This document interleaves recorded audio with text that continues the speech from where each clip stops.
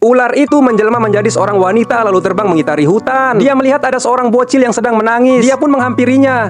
"Anak manis, kenapa menangis?" ucapnya. Ternyata dia hidup sebatang kara, bisa kita sebut juga anak yatim piatu. Mendengar itu, sang wanita memutuskan untuk mengangkat anak itu sebagai anak angkatnya. Bocil itu sangat senang mendengarnya. Kemudian wanita itu membawanya terbang berencana mencari tempat makan. Tak lama kemudian mereka tiba di sebuah kota kecil. Melihat bakpao yang baru matang, dia langsung menelan ludah dan dengan gembira berlari masuk ke rumah makan itu. Namun dia malah diangkat lalu dilempar oleh si pemilik rumah makan karena dianggap pengemis. Melihat perlakuan kasar itu, wanita itu segera menenangkannya dan berkata dengan lembut, "Dalam hidup kita harus punya harga diri. Kalau pemilik rumah makan tidak tahu cara memperlakukan orang, kita tidak perlu makan di tempatnya." "Baiklah mah, dan ini siapa?" ucapnya. "Itu adalah kera merah, anak angkatku juga." Setelah itu sang wanita membawanya ke tanah luas dekat hutan. Dengan mengangkat kedua tangannya saja, sebuah rumah besar yang mewah tiba-tiba muncul. Melihat rumah indah di depannya, dia tertegun lalu berlari masuk dengan gembira. Dalam waktu setengah hari saja, yang tadinya anak yatim tanpa tempat tinggal kini berubah menjadi anak orang kaya dan bahkan memiliki seorang ibu angkat yang sangat menyayanginya. Hari-hari berikutnya sang wanita mengajarinya membaca, menulis dan mengajarinya bela diri. Waktu pun berlalu. 10 tahun kemudian dia tumbuh menjadi pemuda tangguh. Namun suatu hari saat sang wanita bertanya, "Apakah kamu masih ingat masa-masa sulit di masa lalu?" dia menjawab bahwa dia sudah lupa. Kera merah pun segera menegurnya, "Kamu tidak boleh melupakan masa lalu yang sulit. Kalau kamu lupa asal-usulmu, kamu akan kehilangan kebahagiaan dalam hidupmu." Benar yang dikatakan kera merah, kamu tidak boleh melupakan masa lalu yang pahit. Dia pun mengangguk dan berkata, "Aku mengerti, aku akan mendengarkan nasihatmu." Tiba-tiba pelayan rumah memberitahukan bahwa paman dan bibi pemuda itu datang berkunjung. Dengan senang si pemuda pun menyambut mereka dan mempersilahkan masuk ke dalam rumah. Dia juga memperkenalkan mamah angkatnya yang selama ini mengurusnya. Agar tidak mengganggu percakapan, sang wanita pergi bersama kera merah. Si pemuda itu yang kini hidup serba berkecukupan memerintahkan pelayan untuk membawa 17 bongkahan emas dan memberikannya kepada paman dan bibinya. Melihat emas sebanyak itu, mata paman dan bibinya langsung dipenuhi keserakahan. Sementara itu di halaman belakang, sang wanita dengan sengaja membiarkan sebagian ekor ularnya terlihat. Kera merah yang selalu menemaninya segera memberitahunya. Namun sang wanita hanya memberi isyarat agar diam saja karena dia ingin menggunakan kesempatan ini untuk menguji hati anak angkatnya itu. Saat itu bibinya sedang berjalan-jalan di halaman belakang. Begitu melihat ekor ular menjulur, dia ketakutan berlari sambil berteriak, Wanita